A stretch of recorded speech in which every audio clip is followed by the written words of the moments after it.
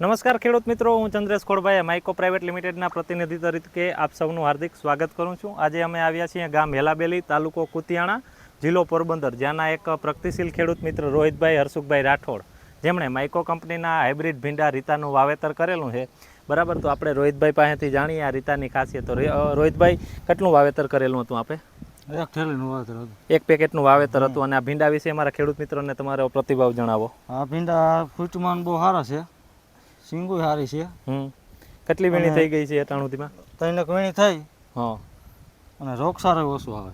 અચ્છા, આ સિંગની ક્વોલિટીની વાત કરીએ રોહિતભાઈ આપણે, બરાબર. તો આ તોડવામાં કેવા છે ભીંડા? ના, તોડવામાં સારા છે. અને ખેડૂત મિત્રો, આપ જોઈ શકો છો જે રીતે ભીંડાની સિંગની જે ક્વોલિટી છે, એકદમ લીલી સિંગ રીતા ભીંડામાંથી નીકળતા કરે છે. અને આપ ખેડૂત મિત્રો બીજાને વાવવું હોય તો રોહિતભાઈ આપ ભલામણ કરી શકો?